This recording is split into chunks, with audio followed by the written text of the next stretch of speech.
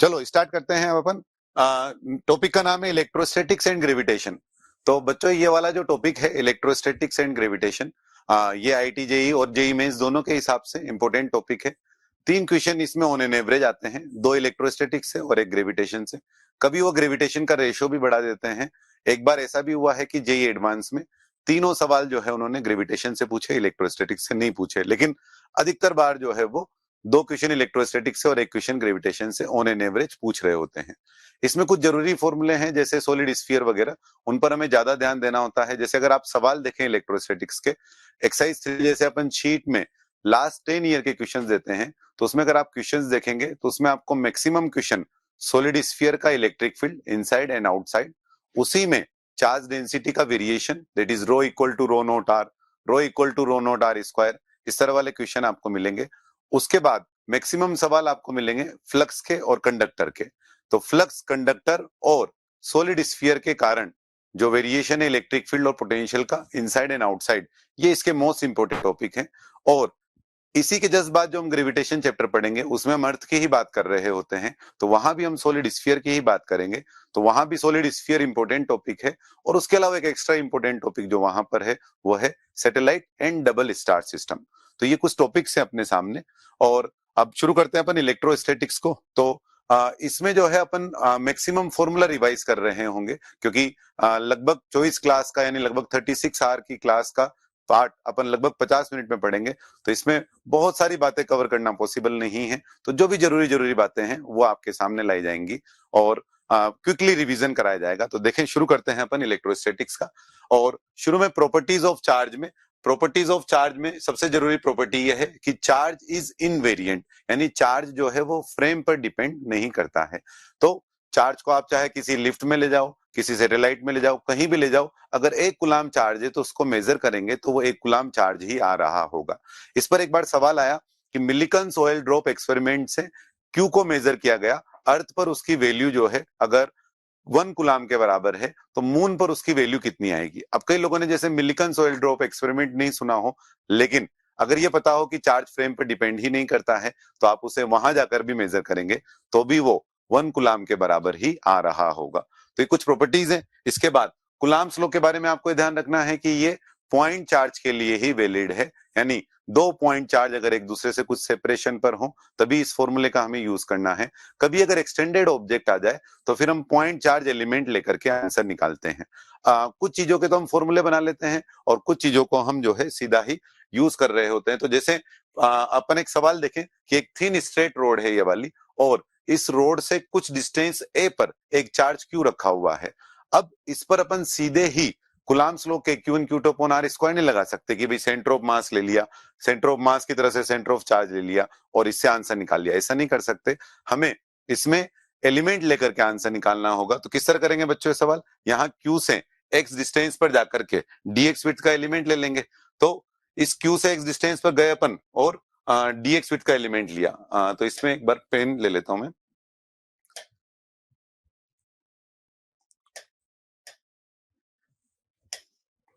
तो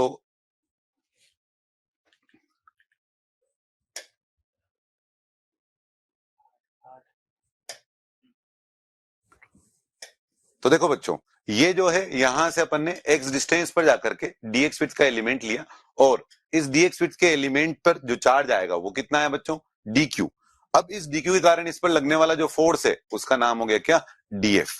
अब हमने क्या किया, पॉइंट चार्ज ही एलिमेंट लिया और उसके लिए आंसर निकाला। अब अगर अपन डीएफ की वैल्यू लिखें तो डीएफ कितना लिखेंगे, डीएफ बराबर क्यू, ये तो पॉइंट चार्ज है और इसके कारण यहां पर इलेक्ट्रिक फील्ड वो कितना बनेगा, वो बनेगा के डी क्यू अपॉन स्क्वायर। अब ये जो डिस्टेंस बनी है यहाँ पर ये लिए अपन ने एक्स स्क्वायर। अब टोटल निकालने के लिए इंटीग्रेशन करें तो आप यहां से देख सकते हैं कि ये जो इंटीग्रेशन के बाद आंसर बनेगा वो सेंटर ऑफ चार्ज वाला नहीं बन रहा होगा। तो इस क्वेश्चन का उद्देश्य ये बताना है कि कुलाम्स लॉ जब आप लगाएं तो पॉइंट चार्ज के लिए ही लगाएं। अब इसमें आप लिमिट ले लेंगे, कहां से कहां, ए से लेकर के ए प्लस एल तक। तो इससे जो आंसर बना के क्यू क्यू अपॉन ए इंटू ए प्लस एल, अगर आप इसमें सेंटर ऑफ चार्ज लेते तो यहाँ आता L/2 और वो A प्लस L/2 का स्क्वायर बनता, जो यहाँ नहीं बन रहा है। तो centre of charge centre of mass की तरह तब ले रहे होते हैं अपन जब एक बॉडी दूसरे के मुकाबले काफी बड़ी हो, जैसे अर्थ और पॉइंट मास के लिए अपन ले रहे होते हैं। तो पॉइंट चार्ज के लिए ही अपन को कुलाम्ब्स लॉ का यूज करना है। इसके बाद दो पॉइंट चार्ज का एसएचएम का पॉपुलर क्वेश्चन है ये कि दो पॉइंट चार्ज एक दूसरे से 2L सेपरेशन पर रखे हुए हैं और एक तीसरा पॉइंट चार्ज Q जो है वो अपन ने यहां पर रखा। अभी जो तीसरा पॉइंट चार्ज है वो भी मिडिल वाली पोजीशन पर है, इस कारण से इस पर लगने वाला नेट फोर्स 0 है। अब अगर अपन इसको स्लाइटली सा डिस्प्लेस कर दिया x एक तरफ, तो क्या ये एसएचएम करेगा, ये हम जानना चाहते हैं। तो जब हमने इसको x डिस्प्लेस कर दिया तो एक तरफ से इसकी सेपरेशन हो गई L प्लस एक्स और दूसरी तरफ से सेपरेशन हो गई इसकी L माइनस एक्स। अब जिसके पास में आया है ये उससे फोर्स ज्यादा लग रहा होगा, तो मान लो मैं इसको F2 नाम दूं और ये दूसरे वाले कारण जो फोर्स लग रहा होगा मान लो मैं उसको F1 नाम दूं। तो इस तरह से F2 और F1 का नेट निकालें अपन, तो F2 कितना बनेगा के Q Q upon L minus x का स्क्वायर और F1 कितना बनेगा के Q Q upon L plus x का स्क्वायर। इसको अपन ने सोल्व किया तो यहां से जो फोर्स का एक्सप्रेशन बना वो ये वाला बना। इसको देख करके अभी हम सिर्फ इतना बोल सकते हैं कि इसका मोशन ऑसिलेटरी मोशन होगा, क्योंकि x ऊपर है तो x स्क्वायर नीचे भी है। एसएचएम होने के लिए फोर्स x के प्रोपोर्शनल होना चाहिए, जबकि यहाँ x स्क्वायर नीचे भी है। तो जब आप इसको यहाँ खींचकर छोड़ोगे तो इधर आएगा, फिर वापस वेलोसिटी गेन कर चुका होगा तब इधर की तरफ जाएगा, फिर वापस मिडिल पोजीशन पर आएगा, फिर इधर आएगा। इस तरह से इसका आना जाना लगा रहेगा, यानी ये ऑसिलेटरी मोशन कर रहा होगा। लेकिन हम उसे एसएचएम तभी बोलेंगे जब फोर्स x के प्रोपोर्शनल आए। अब यहां पर आप देखें कि अगर अपन कंडीशन ले लें कि x जो है वो L के मुकाबले बहुत छोटा है, तो उस वाली स्थिति में क्या होगा, ये वाला जो x स्क्वायर है इसको हम नेग्लेक्ट कर सकते हैं और फिर ऊपर सिर्फ ये वाला x बचा रह जाएगा और हम बोल पाएंगे कि ये एसएचएम हो रहा है। और फिर हम टाइम पीरियड का फॉर्मूला यूज कर लेंगे 2π√m/k। इसके बाद कुछ बेसिक फॉर्मूले हैं, जैसे पॉइंट चार्ज के लिए formula K Q upon R square, vector form में लिखना चाहें अगर आप तो K Q upon R square into R के। उसके बाद सारे फॉर्मूले को एक टेबल में लिख लिया है, तो आप उसको रिवाइज कर सकते हैं कि जैसे पॉइंट चार्ज का अपने लिखा ऐसे ही वायर के लिए 2k lambda by R into R के। उसके बाद इनफाइनाइट नॉन कंडक्टिंग शीट के लिए सिग्मा बाय 2 एप्सिलॉन 0। और यूनिफॉर्म इलेक्ट्रिक फील्ड प्रोड्यूस अगर हमको करना है तो उसके लिए हमारे पास क्या सोर्स है, एकमात्र लॉन्ग शीट। इसके बाद नेक्स्ट है यूनिफॉर्मली चार्ज रिंग, इसके एक्सिस पर इलेक्ट्रिक फील्ड का फॉर्मूला वो है K Q X upon R square plus X square की पावर 3/2। ये बिल्कुल फॉर्मूला बेस्ड ही पोर्शन है शुरू वाला, इसमें बस आपको वैल्यू डालनी है और अपने आप आंसर आ रहा होगा। इसमें अगर अपन जानना चाहें, ग्राफ बनाना चाहें, तो मैक्सिमम इलेक्ट्रिक फील्ड डिफरेंशिएट करके जब जीरो करते हैं तो r/√2 आता है। x जीरो डालेंगे तो आप सेंटर पर होंगे, सेंटर पर इलेक्ट्रिक फील्ड की वैल्यू 0। x इनफाइनाइट डालेंगे तो वहां पर इलेक्ट्रिक फील्ड 0। वैसे भी किसी भी चार्ज से बहुत दूर वाली वैल्यू अगर आप देखेंगे तो बहुत दूर पर तो कोई इफेक्ट उसका आना भी नहीं है, तो इनफाइनाइट पर भी 0, सेंटर पर भी 0 और r/√2 पर इसकी वैल्यू मैक्सिमम आ रही होगी। इसके बाद इनफाइनाइट लॉन्ग कंडक्टिंग शीट साथ में ही देखें अगर अपन तो सिग्मा बाय एप्सिलॉन 0 जो है वो इसका इलेक्ट्रिक फील्ड का फॉर्मूला है कंडक्टिंग शीट के लिए। उसके बाद होलो स्फीयर की बात करें अगर अपन तो होलो स्फीयर के लिए क्या फॉर्मूला है, होलो स्फीयर के लिए फॉर्मूला है K Q upon R square बाहर वाले पॉइंट के लिए और इनसाइड वाले पॉइंट के लिए ई की वैल्यू 0। अच्छा आप इसमें ध्यान दें तो मैंने हेडिंग में यहां लिखा हुआ है यूनिफॉर्मली चार्ज होलो कंडक्टिंग, यानी कंडक्टिंग के लिए क्यों, क्योंकि जो भी सारा चार्ज सरफेस पर होगा। उसके अलावा नॉन कंडक्टिंग होलो स्फीयर हो चाहे नॉन कंडक्टिंग, सिर्फ सरफेस ही तो है उसके पास। और सॉलिड कंडक्टिंग, सॉलिड कंडक्टिंग में क्या होगा कि जो भी चार्ज है वो सारा सरफेस पर आ जाएगा, तो मास वाइज वो सॉलिड हो लेकिन चार्ज वाइज तो सारा चार्ज उसका सरफेस पर ही है। तो तीनों के लिए ये एक ही फॉर्मूला, क्या बाहर के लिए उठा करके सेंटर पे पॉइंट चार्ज की तरह रख देंगे और अंदर के लिए ई की जो वैल्यू है वो क्या आएगी, 0 आएगी। सबसे पॉपुलर है इस चैप्टर में hollow sphere and solid sphere. तो नेक्स्ट अपन सॉलिड स्फीयर देखते हैं। तो सॉलिड स्फीयर के लिए uniformly charge non conducting solid sphere, uniformly charge लिखा हुआ है इसलिए चार्ज डिस्ट्रीब्यूशन इस पर एक जैसा है सभी जगह पर। और अगर अपन इलेक्ट्रिक फील्ड की बात करें तो बाहर वाले पॉइंट के लिए क्या है, बाहर वाले पॉइंट के लिए इसे उठा करके सेंटर पर रख दो, पॉइंट चार्ज की तरह यह हो जाएगा के क्यू अपॉन आर स्क्वायर। तो बाहर वाले पॉइंट के लिए होलो स्फीयर और सॉलिड स्फीयर का आंसर एक जैसा, तो आपको सिर्फ इनसाइड वाला याद करना रह गया। होलो के लिए तो वो इनसाइड 0 है, तो आपको सिर्फ सॉलिड के इनसाइड वाला एक ही याद करना रह गया, सॉलिड के इनसाइड। क्या है सॉलिड के इनसाइड वाला फॉर्मूला, वो है K Q small R upon capital R cube. Rho के फॉर्म में क्या है, rho R upon 3 epsilon 0। Most important part है ये सॉलिड स्फीयर के कारण इलेक्ट्रिक फील्ड का फॉर्मूला। और इसके बाद इस पर एक क्वेश्चन देखें। जैसे मान लो एक होलो स्फीयर है, एक पॉइंट चार्ज है, और हमसे पूछा कि बताओ इस होलो स्फीयर ने इस पॉइंट चार्ज पर फोर्स कितना लगाया, या इस पॉइंट चार्ज ने होलो स्फीयर पर कितना लगाया। तो हम क्या बोल सकते हैं कि होलो स्फीयर के बाहर वाले पॉइंट के लिए होलो स्फीयर को उठा करके आप सेंटर पर रख दो, वो एक पॉइंट चार्ज की तरह बिहेव करेगा। दो पॉइंट चार्ज के बीच लगने वाला फोर्स हम लिख सकते हैं, और फिर एक्शन रिएक्शन से हम ये बता सकते हैं कि पॉइंट चार्ज के कारण स्फीयर पर फोर्स कितना लगा। और इसके बाद आता है अपन इस चैप्टर के सबसे इंपॉर्टेंट क्वेश्चन पर, या सॉलिड स्फीयर के सबसे इंपॉर्टेंट क्वेश्चन पर। यह है केवीटी वाला क्वेश्चन। इसमें क्या है, इसमें अपन ने एक सॉलिड स्फीयर लिया और इसमें इनसाइड में केवी बना दी। अभी जो केवीटी बनाई है अपन ने इनसाइड में, उसमें एक पॉइंट सेलेक्ट किया ए, और इस ए पॉइंट पर हमें इलेक्ट्रिक फील्ड की कैलकुलेशन करनी है। अब ये जो P है ये इसका सेंटर और O इसका सेंटर। किस तरह से करते हैं इस तरह के सवालों को, इसमें अपन क्या करते हैं कि इसको अपन प्लस रो से भर दें और माइनस रो से खाली कर दें। तो ये अपन ने ये वाला पोर्शन प्लस रो से भर दिया और साथ में इसी को माइनस रो से खाली कर दिया। तो ये माइनस रो, ये प्लस रो। इससे क्या हुआ, अब अपने पास दो सॉलिड स्फीयर है। अब जो दो सॉलिड स्फीयर है उनके कारण अगर निकालना है किस पॉइंट पर, पॉइंट ए पर, तो कैसे लिखेंगे, एक तो इलेक्ट्रिक फील्ड रो के कारण और एक इलेक्ट्रिक फील्ड जो है वो माइनस रो के कारण। अब रो के कारण इलेक्ट्रिक फील्ड कितना बनेगा, रो आर वेक्टर अपॉन 3 एप्सिलॉन 0। तो रो आर वेक्टर कितना बना, रो ओ आर वेक्टर कितना बनेगा पॉइंट ए के लिए, ओ ए वेक्टर है ना। तो इसके लिए क्या बन जाएगा, रो ओ ए वेक्टर अपॉन 3 एप्सिलॉन 0, यहां लिख दिया मैंने पहले से ही। और माइनस रो के लिए कितना बनेगा, इसका सेंटर है पी, तो रो और आर वेक्टर कितना बन जाएगा, P A vector upon 3 epsilon 0, और इसका रो कितना है, माइनस रो। तो अभी दोनों वैल्यू डाल दिए अपन ने यार, रो और माइनस रो के टर्म में। बच्चों रो अपॉन 3 एप्सिलॉन 0 जो है वो कॉमन आ जाएगा। अब क्या बचा यहाँ पर, यहाँ बचा O A vector minus P A vector. अब इस माइनस को अगर अपन अंदर भेज दें तो पी ए वेक्टर किस में कन्वर्ट हो जाएगा, एपी वेक्टर में। तो ओ A vector plus AP vector, इसको अपन क्या बोल सकते हैं, ओपी वेक्टर। ये इस फॉर्मूले पे 3 बार सवाल आए हुए हैं केवीटी वाले पर। तो आंसर जो आया है रो ओपी वेक्टर अपॉन 3 एप्सिलॉन 0, रो ओपी वेक्टर अपॉन 3 एप्सिलॉन 0 जो इसका आंसर आया है, ये हमें ध्यान भी रखना है। अच्छा, इस फॉर्मूले की क्या विशेषता है, इस फॉर्मूले की विशेषता है कि जिस पॉइंट ए पर हम आंसर निकाल रहे थे वो पॉइंट ए तो पिक्चर में ही नहीं आया। इसका मतलब ये दोनों सेंटर के बीच की डिस्टेंस पर डिपेंड कर रहा है केवल। और अगर आप पॉइंट ए यहां चुनोगे, पॉइंट ए यहां चुनोगे, तो इन दोनों सेंटर के बीच की डिस्टेंस तो चेंज नहीं होगी। यानी जो इलेक्ट्रिक फील्ड आया है वो मैग्नीट्यूड में भी कांस्टेंट है और डायरेक्शन में भी कांस्टेंट है। तो आंसर याद रखना है अपने को, रो ओपी वेक्टर का मतलब क्या हो गया, दोनों सेंटर के बीच की डिस्टेंस। आप इसको ऐसे भी ध्यान रख सकते हैं, रो C1 C2 vector upon 3 epsilon 0। Last 10 year के क्वेश्चन देखेंगे तो 3 बार आपको ये वाला क्वेश्चन मिलेगा। तो क्या आंसर याद रखा आपने, एक तो नॉन जीरो कांस्टेंट आया है ये, एक बार ऐसा पूछा कि किस तरह की वैल्यू है तो नॉन जीरो कांस्टेंट, और एक उस पॉइंट ए की केवीटी में लोकेशन कहां है उस पर डिपेंड नहीं कर रहा है। तो आप बोल सकते हैं सीधा आंसर रो C1 C2 vector upon 3 epsilon 0। दूसरा एक और पॉपुलर सवाल जो इसमें है सॉलिड स्फीयर में, वो है अगर चार्ज वेरी करे आर के साथ, जैसे रो बराबर रो नोट आर वाला मैंने यहाँ एग्जांपल लिया हुआ है, रो बराबर रो नोट आर स्क्वायर, कभी रो वर्सेज आर का ग्राफ दे देते हैं, वो वाला क्वेश्चन। तो इसमें क्या है कि अगर चार्ज डेंसिटी इस तरह से वेरी कर रही है, rho equal to rho naught into R, तो यहां से rho equal to rho naught into R, यानी वेरिएशन हो रहा है रो का, तो क्या हम सीधा फॉर्मूला यूज कर सकते हैं, नहीं।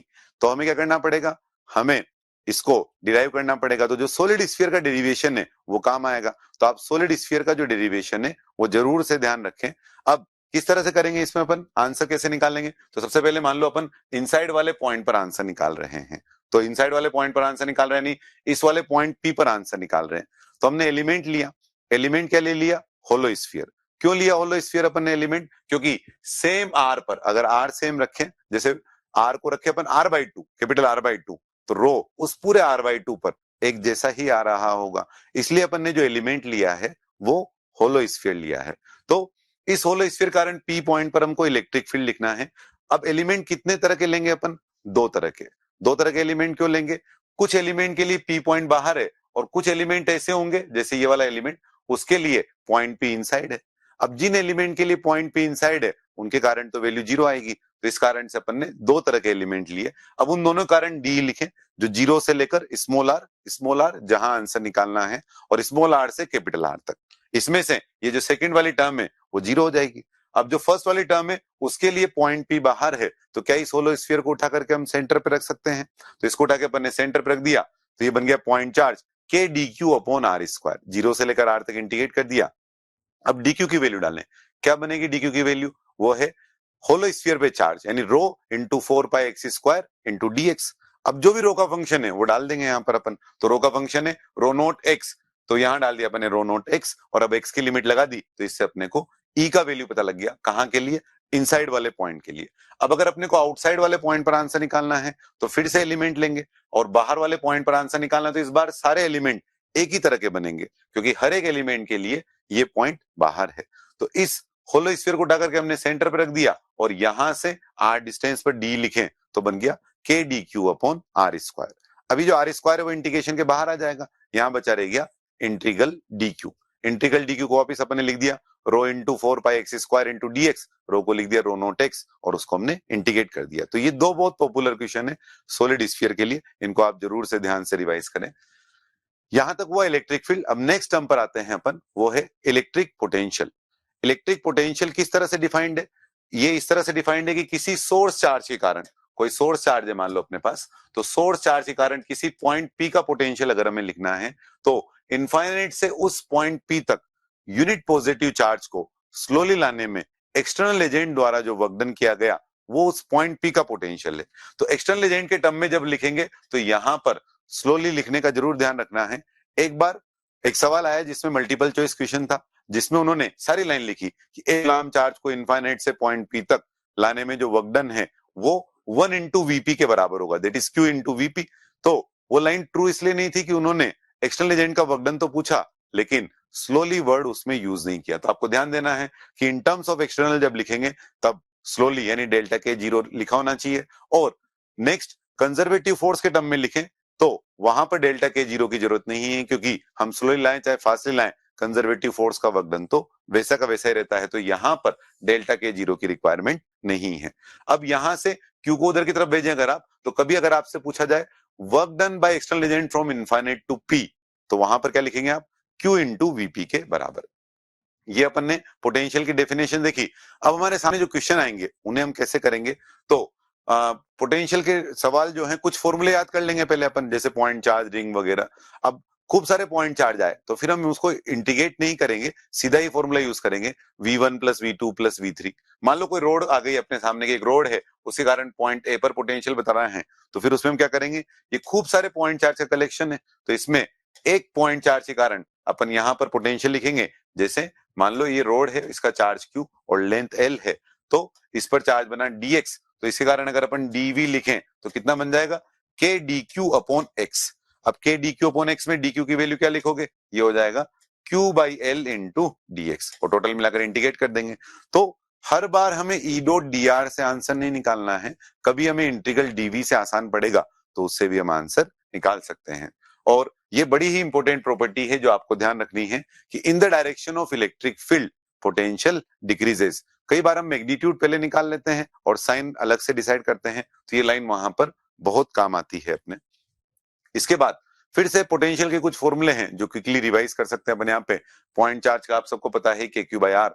अब नेक्स्ट रिंग के कारण लिखेंगे अपन, तो पोटेंशियल में यूनिफॉर्म और नॉन यूनिफॉर्म चार्ज डिस्ट्रीब्यूशन दोनों के लिए फॉर्मूला एक जैसा ही है। तो क्या आंसर है? Formula K Q upon under root of R square plus X square. Centre पे निकालना है तो एक्स की वैल्यू 0 डाल सकते हैं, बाकी एक्सिस के लिए K Q upon root R square plus X square. और इसके बाद यूनिफॉर्मली चार्ज होलो स्फीयर की बात करें अगर अपन, तो यूनिफॉर्मली चार्ज होलो स्फीयर के लिए क्या फॉर्मूला?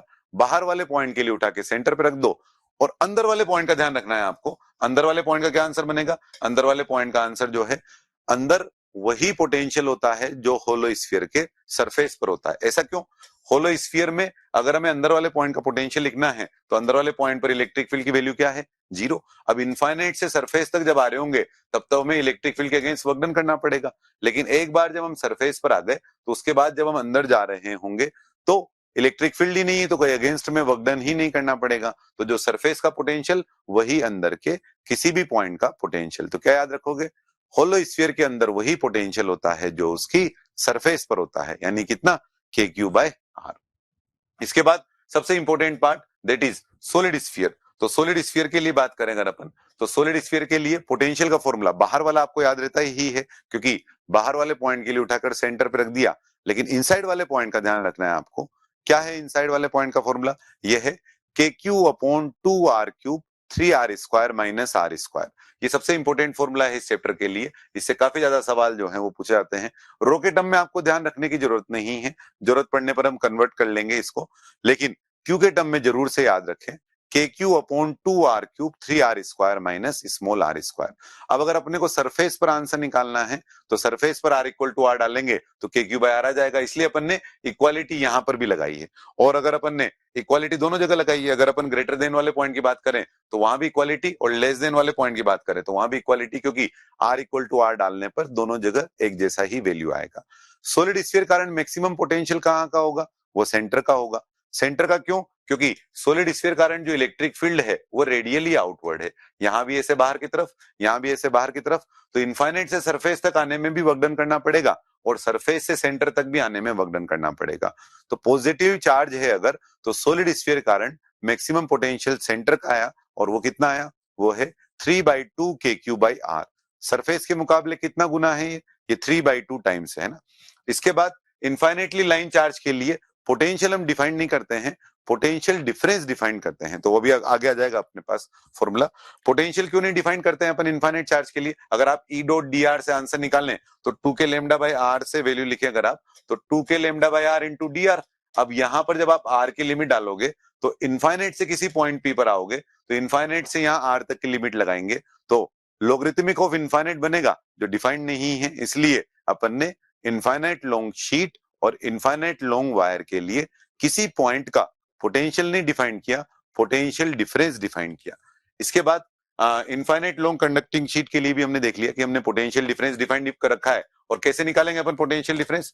पोटेंशियल डिफरेंस निकालना अगर अपने को, तो इलेक्ट्रिक फील्ड की वैल्यू क्या? σ/2ε0। ये यूनिफॉर्म है, इसलिए अपन इसको लिख सकते हैं ΔV/d, और d को उधर भेज देंगे तो डेल्टा v का जो मैग्नीट्यूड है वो आ गया अपने पास कितना?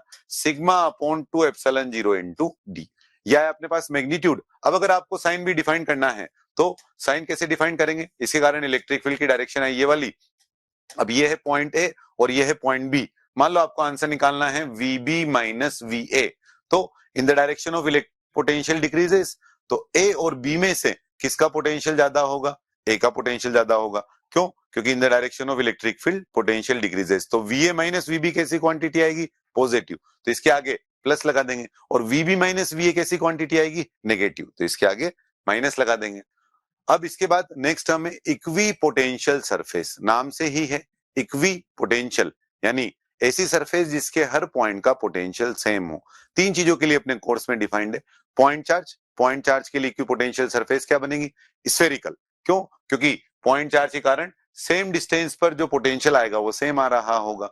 उसके बाद इनफाइनाइट लॉन्ग वायर के लिए कैसी बन रही होंगी? इनफाइनाइट लॉन्ग वायर के लिए सिलेंड्रिकल बन रही होंगी। और इनफाइनाइट लॉन्ग शीट के लिए कैसी बन रही होंगी? इनफाइनाइट लॉन्ग शीट के लिए जो इक्विपोटेंशियल सरफेस बनेगी वो parallel plane, plane parallel to the sheet, है ना। तो तीन इक्विपोटेंशियल सरफेस ध्यान रखनी है अपने को। कभी बनाने की जरूरत भी पड़े तो इलेक्ट्रिक फील्ड के परपेंडिकुलर वो सारे पॉइंट का लोकस जहां पर पोटेंशियल सेम होगा उसे हम इक्विपोटेंशियल सरफेस कहेंगे। इसके बाद नेक्स्ट टर्म है electrostatic potential energy. Potential energy का यूज क्या है? कुछ सवाल ऐसे जिनमें हम एनर्जी कंजर्वेशन से आंसर निकालना आते हैं, वहां हम पोटेंशियल एनर्जी के फॉर्मूले अगर हमको याद होंगे तो हम आसानी से आंसर निकाल पाएंगे। जैसे एक रिंग है और उस रिंग के कारण रिंग से किसी डिस्टेंस r पर कोई चार्ज रखा हुआ है, मान लो स्मॉल r पर, और इस चार्ज को जब हमने रिलीज कर दिया और जब ये 2r डिस्टेंस पर यहां से पहुंचेगा तब उसकी स्पीड क्या होगी ये हमको पता लगाना है। तो अगर अपन इसको फोर्स लिख करके करेंगे, किसी डिस्टेंस f पर फोर्स लिखें अगर अपन इस पर, तो फोर्स कैसे लिखेंगे? Q इंटू E, और E का फॉर्मूला क्या बनेगा? KQX/R² प्लस x² की पावर 3/2। ये फोर्स लिखा अपन ने, और जो फोर्स की वैल्यू है वो कितनी बनी? फोर्स की वैल्यू की बात करें अगर अपन तो फोर्स वेरिएबल बना है यहाँ पर। अभी जो वेरिएबल फोर्स बना है इसको हमें इंटीग्रेट करना पड़ेगा, लेकिन अगर अपन इसी को एनर्जी कंजर्वेशन से करते हैं तो सिर्फ K initial U initial equal to K final U final से काम चल जाएगा। तो इसलिए अपन इलेक्ट्रोस्टैटिक पोटेंशियल एनर्जी को पढ़ रहे हैं। तो इलेक्ट्रोस्टैटिक पोटेंशियल एनर्जी का फॉर्मूला क्या है? जो भी अपन ने पोटेंशियल का फॉर्मूला पढ़ा था ना, उसी में Q को अपन ले गए ऊपर की तरफ, यहां पर साथ में इधर की तरफ ले आए, तो इससे हमें इलेक्ट्रोस्टैटिक पोटेंशियल एनर्जी का फॉर्मूला पता लग गया। तो हमने पहले पोटेंशियल निकाल लिया, तो उससे हम इलेक्ट्रोस्टैटिक पोटेंशियल एनर्जी डिफाइन कर सकते हैं। तो कैसे याद रखोगे? U8P minus U8 infinite equal to Q into VP minus V infinite. ये हम किसके लिए लिख रहे हैं? ये हम लिख रहे हैं एक पॉइंट चार्ज के कारण, एक पॉइंट चार्ज का इलेक्ट्रोस्टैटिक पोटेंशियल एनर्जी बाकी सबके कारण। हेडिंग में देखें आप, electrostatic potential energy of a point charge, केवल एक का लिख रहे हैं, बाकी सबके कारण। सिस्टम का लिखना है अगर अपने को, तो उसके अगली स्लाइड पर फॉर्मूला देखेंगे अपन। तो U8P equal to Q into VP। Infinite का पोटेंशियल अपन रेफरेंस के लिए 0 लेते हैं। कभी हमसे ऐसा भी पूछ लेते हैं कि क्या किसी पॉइंट का पोटेंशियल रेफरेंस पर डिपेंड करता है? यस, क्योंकि हमने इनफाइनाइट का रेफरेंस 0 लिया है। कभी हमको इनफाइनाइट का पोटेंशियल 10 लेने को बोले तो फिर हमें 10 लेना पड़ेगा। तो इसलिए किसी पॉइंट का पोटेंशियल रेफरेंस पर डिपेंड करता है। पोटेंशियल डिफरेंस की बात करें अगर अपन, या पोटेंशियल जी का डिफरेंस की बात करें, तो वो रेफरेंस पर डिपेंड नहीं करेगा, क्योंकि वो दोनों जगह से इनफाइनाइट इनफाइनाइट कट जाएगा। अच्छा, इस बात का ध्यान रखें आप कि जो Q और V है उसको आप साइन के साथ लिखें। अब अगर आपको सिस्टम की पोटेंशियल एनर्जी लिखनी है तो कैसे लिखेंगे आप? तो उसके लिए 3 तरीके हैं आपके पास। पहला तरीका क्या है? पोटेंशियल एनर्जी एक एक करके चार्ज को लेकर के आए, W1 plus W2 plus W3, यानी पहला चार्ज लेकर के आए हम इनफाइनाइट से, तो वकडन जो किया वो लिखें। तो जैसे मान लो 3 पॉइंट चार्ज का सिस्टम है, 3 पॉइंट चार्ज है Q1 Q2 Q3, और वो हमने एक ट्राइंगल के कॉर्नर पे रख दी।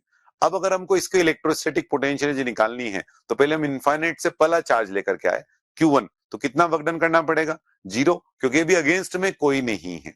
फिर Q2 चार्ज लेकर के आए तो कितना वर्कडन करना पड़ेगा? वो वर्कडन हमको करना पड़ेगा, पहला वाला तो हुआ 0, दूसरा वाला कितना? Q2 इंटू, मान लो ये सारी सेपरेशन जो है वो R के बराबर है, तो ये सारी सेपरेशन अगर R है तो कितना लिख सकते हैं अपन? ऑलरेडी कौन प्रेजेंट है यहाँ पर? Q1, तो Q1 के कारण potential K Q1 bye R। फिर तीसरा चार्ज लेकर के आए अपन Q3, के कारण कितना लिखेंगे? तो लिख रहे अपन Q इंटू VP, तो Q3 तो हो गया चार्ज, और पोटेंशियल कितना हो गया? पोटेंशियल ऑलरेडी जो प्रेजेंट है उनके कारण, यानी Q1 और Q2 के कारण कितना बनेगा? वो बना K Q1 R plus K Q2 by R। इस तरह से अपन ने W1 W2 W3 से इसकी टोटल पोटेंशियल एनर्जी लिखी। लेकिन इस तरह से हम सवाल को नहीं करेंगे, इससे थोड़ा बड़ा पड़ेगा। उसकी जगह इसी से हमने क्या पता लगाया कि ये टर्म लिखी हुई है यहाँ पर, ये है U12, यानी 1 और 2 के बीच की इंटरेक्शन एनर्जी। ये वाली है U13, 1 और 3 के बीच की इंटरेक्शन एनर्जी, और ये वाला है U23, 2 और 3 के बीच की इंटरेक्शन एनर्जी। तो इस तरह से जो है इलेक्ट्रोस्टैटिक पोटेंशियल एनर्जी लिख रहे होंगे अपन। सवाल जब भी सामने आएगा तो W1 plus W2 plus W3 की जगह sum of all interaction potential energy, सभी इंटरेक्शन पोटेंशियल एनर्जी का summation, such that no term get repeat, कोई भी टर्म जो है वो रिपीट नहीं हो रही हो। तो इस मेथड का यूज करेंगे अपन क्वेश्चन करने के दौरान। इससे हमें जरूर पता लगा कि नंबर ऑफ टर्म्स कितनी आएगी। देखो बच्चों, पहला चार्ज जब आप लेकर के आए थे तो 0 टर्म आई थी, क्योंकि अगेंस्ट में कोई था नहीं। दूसरा चार्ज जब लेकर के आए तो ऑलरेडी एक चार्ज प्रेजेंट था, तो एक टर्म आई, तो इसमें आई 0, इसमें आई 1, तीसरा लाएंगे तो ऑलरेडी 2 प्रेजेंट है, तो इन सबका समेशन करें अगर अपन 0 प्लस 1 प्लस 2 प्लस 3, तो मैथमेटिक्स वाइज आप जानते हैं कि it is equal to n minus 1/2, यानी NC2। तो हम जब भी ये वाला फॉर्मूला यूज करेंगे, sum of all interaction potential energy such that no term get repeat, तो हम क्रॉस चेक कर लेंगे कि नंबर ऑफ टर्म्स जो हमने लिखी है वो उतनी ही लिखी है ना जितनी रिक्वायर्ड है। जैसे 8 चार्ज का सिस्टम अगर है और क्यूब के कॉर्नर पे रखा हुआ है और हमें उसकी पोटेंशियल एनर्जी लिखनी है, तो हम पहले क्रॉस चेक कैसे कर सकते हैं? NC2 यानी 8C2, 8 इंटू 7/2, 56/2, यानी 28 टोटल टर्म्स आनी चाहिए। तो अगर थोड़ी कम ज्यादा आ रही होंगी तो इससे क्रॉस चेक हो जाएगा। तो ये मैक्सिमम समय हमारा इससे काम चल जाएगा। लेकिन जब ज्यादा चार्ज होते हैं, जैसे मान लो 8 चार्ज है, 12 चार्ज है, तब सिस्टम में कोई ना कोई सिमेट्री होना तय है, क्योंकि अगर सिमेट्री नहीं होगी तो उसके ऑप्शंस बहुत बड़े हो जाएंगे। तो उस वाली स्थिति में क्या फॉर्मूला यूज करेंगे? तो ये वाला फॉर्मूला तब हम यूज करेंगे n/2 इंटू U1। ये फॉर्मूला कब यूज करेंगे? जब सिस्टम सिमेट्रिकल हो। कौन सा फॉर्मूला? n/2 into U1। जैसे 8 चार्ज का सिस्टम है, क्यूब के कॉर्नर पर 8 आइडेंटिकल चार्ज रखे हुए हैं, तो क्या हम इस सिस्टम को सिमेट्रिकल बोल सकते हैं? यस। तो उसके लिए हम यूज करेंगे n/2 इंटू U1, यानी 8/2 into U1, that is 4U1। यहां U1 का मतलब क्या है? 1 की बाकी सबके कारण interaction potential energy, that is U12 13 14 15 16 17 and 18। तो 4 आगे आ गया, 8/2 से 4, और ये जो टर्म बनी 1 2 1 3 1 4 ये बनी 7, 4 into 7 total number of terms कितनी हो गई 28। तो मैक्सिमम टाइम अपना इससे काम चल जाएगा, sum of all interaction potential energy, maximum time. लेकिन कभी अगर सिस्टम सिमेट्रिकल हो तो इससे काम चला लेंगे अपन n/2 इंटू U1 से। इसमें आपको एक और बात ध्यान रखनी रहेगी, कभी अगर सिस्टम सिमेट्रिकल नहीं हो और फिर भी आपने सिमेट्री वाला फॉर्मूला यूज कर लिया तो दिक्कत हो जाएगी, क्योंकि वो तो सिमेट्री वाले के लिए ही है। तो इस कारण से जैसे मान लो ये डिस्टेंस जो है, जैसे यहाँ चार्ज Q1 Q2 Q3 दे रखा है और ये इक्विलेटरल ट्राइंगल है, तो क्या ये सिस्टम सिमेट्रिकल है? नहीं। क्यों नहीं है? क्योंकि Q1 मुझ बोलेगा कि मुझसे r डिस्टेंस पर Q2 और Q3 है, और Q2 बोलेगा मुझसे r डिस्टेंस पर Q1 और Q3 है। तो दोनों की कहानी आइडेंटिकली मैच नहीं कर रही है, इसलिए सिर्फ इक्विलेटरल ट्राइंगल होने से ये सिस्टम सिमेट्रिकल नहीं हो गया, है ना। तो कभी सिस्टम सिमेट्रिकल होने का डाउट आपको कि सिस्टम सिमेट्रिकल है या नहीं है, तो आप हमेशा ये यूज कर लें, sum of all interaction potential energy such that no term get repeat. तो ये लिखा अपन ने पोटेंशियल एनर्जी। अब दो जनों की सेल्फ एनर्जी हमें ध्यान रखनी रहेगी जो हमारे कोर्स का हिस्सा है, वो है एक होलो स्फीयर और एक है सॉलिड स्फीयर। तो होलो स्फीयर के लिए सेल्फ एनर्जी कितनी है? वो है kq² / 2r, या यूं बोल सकते हैं आप 0.5 kq² / r। और सॉलिड स्फीयर के लिए कितनी है? वो है 3/5 kq²/r, दैट इज 0.6 kq²/r। इसके मुकाबले थोड़ी सी एक्स्ट्रा क्यों आई, ज्यादा क्यों आई? जैसे 0.5 है, 0.6 है, तो हमने जब होलो स्फीयर को चार्ज किया तो होलो स्फीयर को चार्ज करने के दौरान हमें इनफाइनाइट से लेकर सरफेस तक ही चार्ज लाना पड़ा। लेकिन सॉलिड स्फीयर के दौरान हमें सरफेस तक लाने के बाद उसको अंदर भी ले जाना रहेगा, और अंदर ऑलरेडी जो चार्ज अगर प्रेजेंट है dq, जैसे दूसरा dq ला रहे हैं तो पहला dq प्रेजेंट है, तो उसके इलेक्ट्रिक फील्ड के अगेंस्ट हमको वर्क डन करना पड़ेगा। इस कारण से सॉलिड नॉन कंडक्टिंग स्फीयर के लिए आंसर आपको याद रखना रहेगा 0.6 kq²/r। इस बात का भी आपको ध्यान रखना रहेगा कि सॉलिड स्फीयर अगर है लेकिन कंडक्टिंग है तो उस वाले केस में जो आंसर है वो ये वाला हो जाएगा। ऐसा क्यों? क्योंकि सॉलिड स्फीयर कंडक्टिंग है तो मटेरियल वाइज तो वो सॉलिड है, लेकिन चार्ज वाइज उसका सारा चार्ज कहां पर होगा? सरफेस पर। इसलिए ध्यान रखना, कंडक्टिंग सॉलिड है या non conducting solid. Conducting solid सारा चार्ज सरफेस पर, होलो वाला आंसर। नॉन कंडक्टिंग सॉलिड तो वाला आंसर जो है वो 0.6 kq²/r। एनर्जी डेंसिटी अपने डिफाइंड तो नहीं है, पर एक बार इसका डायमेंशन पूछा हुआ है इसलिए आप फॉर्मूला ध्यान रखें। हालांकि इलेक्ट्रोमैग्नेटिक वेव में जेई मेंस में डिफाइंड है, तो उसका अभी थोड़ी देर पहले रिवीजन में आपने फॉर्मूला देखा। एनर्जी डेंसिटी का फॉर्मूला है ½ ε0 E²। ये है du/dv। तो अगर आपको du निकालना है तो dv को दूसरी तरफ भेज करके आप इंटीग्रेट करके आंसर निकाल सकते हैं। Energy density, energy per unit volume, mass density, mass per unit volume, charge density, charge per unit volume. तो ऐसे ही energy density that is du/dv। तो ये आपके सामने फॉर्मूला है du/dv का। तो कभी अगर आपसे u पूछे तो dv को इधर की तरफ भेज दो और उससे du को इंटीग्रेट करके आप आंसर निकाल सकते हैं। इसके बाद इलेक्ट्रिक डायपोल की बात करें, डायपोल का मतलब दो इक्वल मैग्नीट्यूड के चार्ज जिनका साइन अपोजिट हो, एक दूसरे से कुछ सेपरेशन पर रखे हो, तो उसे हम डायपोल कहते हैं। तो डायपोल के कारण अगर अपन फॉर्मूला की बात करें तो सबसे पहले एक्सिस की बात करें तो डायपोल के कारण यहां पर या यहां पर इलेक्ट्रिक फील्ड का फॉर्मूला क्या आएगा? For the condition greater than L। Axis के लिए फॉर्मूला है 2kp/r³, और उसकी जो डायरेक्शन है इलेक्ट्रिक फील्ड की वो p की डायरेक्शन में ही आएगी। इक्वेटोरियल पोजीशन की बात करें अगर अपन, तो इक्वेटोरियल पोजीशन पर ई की जो डायरेक्शन है वो पी के अपोजिट आएगी, और वैल्यू कितनी बनेगी? kp/r³। ये जब हम डायपोल का फॉर्मूला यूज कर रहे हैं तो उसके साथ कुछ कंडीशन है क्या? Yes, r greater than L होना चाहिए। जनरल r कोमा थीटा की बात करें अगर अपन, तो जनरल r कोमा थीटा के लिए क्या फॉर्मूला बनेगा? Magnitude kp/r³ √1 + 3 cos² theta. और जो डायरेक्शन आएगी उसकी, वो डायरेक्शन कैसे निकालेंगे आप? जैसे इस वाले पॉइंट पर आंसर निकाल रहे हैं तो p के दो कंपोनेंट कर लिए अपन ने, एक कर लिया p cos थीटा और दूसरा कंपोनेंट जो है वो कर लिया अपन ने p sin थीटा। अब p cos थीटा के लिए डायरेक्शन इधर की तरफ आएगी इलेक्ट्रिक फील्ड की 2kp/r³, 2kp cos थीटा/r³, और p sin थीटा के लिए डायरेक्शन इधर की तरफ आएगी k p sin थीटा/r³। उन दोनों का मिलाकर के जो नेट है वो इधर की तरफ आएगा, और ये जो नेट एंगल बना रहा है अल्फा, तो tan अल्फा की वैल्यू लिखे अगर अपन, तो tan अल्फा बराबर क्या बनेगा? This E2/E1 that is tan थीटा/2।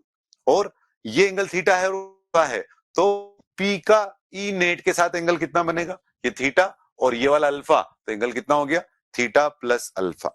तो आपको इस बात का ध्यान रखना है कि कभी जरूरत पड़े तो हम डायपोल का कंपोनेंट कर सकते हैं। इसका फॉर्मूला हमने डिराइव कंपोनेंट करके ही निकाला है। फिर किस तरह के सवालों में इसकी जरूरत पड़ेगी अपने को, तो जैसे मान लो कि 4 डायपोल दे रखे हैं अपने को, और वो चारों डायपोल जो हैं वो स्क्वायर के ऊपर दे रखे हैं अपने को। तो जैसे मान लो कि ये एक स्क्वायर है अपने पास, और इस स्क्वायर पर डायपोल है, यहाँ पर एक डायपोल, यहाँ पर है एक डायपोल, यहाँ पर है एक डायपोल, इधर नीचे की तरफ है एक डायपोल, इधर की तरफ है, और इस वाले पॉइंट पर हमको इलेक्ट्रिक फील्ड निकालना है। तो हम क्या करेंगे, ये जो डायपोल है इसका कंपोनेंट कर लेंगे, एक इस तरफ और एक इसके परपेंडिकुलर। अब मान लो ये वाला, ये स्क्वायर था तो ये वाला एंगल 45 डिग्री हो गया, तो यहाँ P का ये वाला कंपोनेंट कितना बनेगा, P cos 45, यानी P/√2। उसी कारण इलेक्ट्रिक फील्ड बना देंगे यहाँ पर इस तरफ। और जो P sin 45 है, ये वाला P है, इधर वाला जो बना है ये P sin 45, उसके लिए इधर की तरफ बन जाएगा कितना, KP/√2 अपॉन R3। तो इन दोनों कारण वैल्यू लिख दी। अब इसको E के टर्म में भी नाम दे सकते हो कि अगर ये 2E है तो ये वाला E हो गया। अब ऐसे ही इसका कंपोनेंट कर लो, तो एक कंपोनेंट बना इधर की तरफ और दूसरा कंपोनेंट बना इधर की तरफ, तो इसी कारण इधर वाला कितना बन जाएगा, ये बन जाएगा 2E, और इधर वाला कंपोनेंट जो बनेगा इधर की तरफ वो बनेगा कितना, E। ऐसे हर एक के लिए आप कंपोनेंट करके और नेट 2E और E के टर्म में लिख करके रिजल्टेंट इलेक्ट्रिक फील्ड निकाल सकते हैं। तो ज्यादा डायपोल होने पर आप चाहें तो E का, P का कंपोनेंट कर सकते हैं R के अलोंग और R के परपेंडिकुलर, यानी एक्सिस और इक्वेटोरियल लाइन वाला फॉर्मूला आप यूज कर सकते हैं। इसके बाद इसी शॉर्ट डायपोल के लिए पोटेंशियल की बात करें अगर अपन, तो पोटेंशियल का फॉर्मूला क्या बनेगा, तो पोटेंशियल का फॉर्मूला इसी डायपोल के कारण इस पॉइंट ए पर देखें अगर अपन, तो बन जाएगा Kp अपॉन R स्क्वायर। मैंने पॉइंट ए क्यों बोला, पूरा एक्सिस क्यों नहीं बोला, अगर आप बी पॉइंट पर देखें तो ये minus Kp upon R square बनेगा। तो जनरल फॉर्मूला आप ध्यान रख सकते हैं Kp cos theta upon R square, और ये हो गया general formula Kp cos theta upon R square. और अगर वेक्टर फॉर्म में लिखें तो बन जाएगा K P vector dot R vector upon R cube. तो डायपोल के कुछ फॉर्मूले हैं। और इसके बाद डायपोल को अगर एक्सटर्नल फील्ड में रखें तो अपने कोर्स में डिफाइंड है यूनिफॉर्म फील्ड में रखना। तो यूनिफॉर्म फील्ड वाला फॉर्मूला क्या है, tau vector equal to P cross E, और अगर आप इसे बगैर वेक्टर के लिखें तो क्या बन जाएगा, टो बराबर P into E into sine theta, जहां थीटा P और E के बीच का एंगल है। और ये P क्रॉस E क्या रिप्रेजेंट करता है कि डायपोल अपने आप को E की डायरेक्शन में लाने की कोशिश करता है। यानी अगर आप डायपोल को रिलीज कर दें इलेक्ट्रिक फील्ड में, ये है जैसे मान लो इलेक्ट्रिक फील्ड, और डायपोल को आपने रिलीज किया किसी एंगल थीटा पर, जैसे मान लो 60 डिग्री पर, तो इस पर जो टॉर्क लगेगा वो इस P को E की डायरेक्शन में लेकर के आएगा, यानी इधर, और यहाँ आते आते ये ओमेगा गेन कर लेगा। तो ये 60 डिग्री से रिलीज किया तो 60 से 0 पर आएगा, 0 से 60 इधर, फिर वापिस से लोड करके आएगा। तो इस तरह से इसका ओसिलेटरी मोशन हो रहा होगा। इसको क्या हम एसएचएम बोल सकते हैं, नहीं, क्योंकि अभी ये टॉर्क 60 डिग्री एंगल होने पर साइन थीटा के प्रोपोर्शनल हो रहा है, और एसएचएम होने के लिए इसको थीटा के प्रोपोर्शनल होना होगा। वो तभी होगा जब थीटा स्मॉल हो। तो अगर अपन इसको 1 डिग्री या 2 डिग्री से छोड़ते तब ये होता टो बराबर P इंटू थीटा, तब हम इसको एसएचएम बोल सकते थे। टो बराबर P इंटू थीटा बराबर आई अल्फा, वहां से अल्फा लिखते अपन P upon I into theta, वो बन जाता ओमेगा स्क्वायर इंटू थीटा, तो ओमेगा बन जाता कितना, रूट PE अपॉन आई। तो क्या ध्यान रखना है आपको कि अगर डायपोल एक्सटर्नल यूनिफॉर्म फील्ड में रखा है तो उस वाले केस में टॉर्क का फॉर्मूला P क्रॉस E, और पोटेंशियल एनर्जी का फॉर्मूला क्या बनेगा, वो है minus P vector dot E vector, यानी माइनस PE कोस थीटा। इसकी वैल्यू बन गई माइनस PE कोस थीटा। अच्छा बताओ, टॉर्क की मैक्सिमम वैल्यू क्या बनेगी, वो बनेगी PE, और टॉर्क की मिनिमम वैल्यू क्या बनेगी, वो बनेगी 0। क्या वो माइनस P बनेगी, नहीं, वेक्टर क्वांटिटी का मैक्सिमम वैल्यू या मिनिमम वैल्यू मैग्नीट्यूड के साथ देखा जाता है। ऐसे ही पोटेंशियल एनर्जी के लिए बताओ मैक्सिमम वैल्यू क्या बनेगी, वो बनेगी PE। मिनिमम वैल्यू क्या बनेगी, इस बार माइनस PE। वहां माइनस P नहीं बनी टॉर्क में, क्यों, क्योंकि मैग्नीट्यूड के साथ देखते हैं। और पोटेंशियल एनर्जी जो है उसकी वैल्यू साइन के साथ देखेंगे क्योंकि स्केलर क्वांटिटी है, तो ये हो गया माइनस। अच्छा, अब ये वाला हिस्सा अपने कोर्स में तो नहीं है, लेकिन आपको सवाल जरूर मिलेंगे इसमें, इवन जेई मेंस में भी मिलेंगे। कौन सा वाला हिस्सा, जब डायपोल नॉन यूनिफॉर्म फील्ड में रखा हुआ हो। तो एक डायपोल जो है वो नॉन यूनिफॉर्म फील्ड, यानी जैसे किसका, जैसे पॉइंट चार्ज के फील्ड में रखा हुआ है।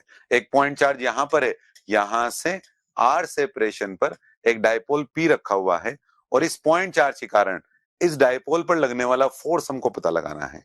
तो एक केस के लिए हमको ये फॉर्मूला ध्यान रखना है कि अगर P और E एक दूसरे के पैरेलल हों, उस वाले केस के लिए अपन फॉर्मूला यूज कर सकते हैं P into D by D R. तो क्या लिखेंगे वैल्यू, टो बराबर P into D by D R of E। E क्या नहीं, पॉइंट चार्ज के कारण, तो पॉइंट चार्ज के कारण क्या फॉर्मूला बना, के क्यू अपॉन आर स्क्वायर।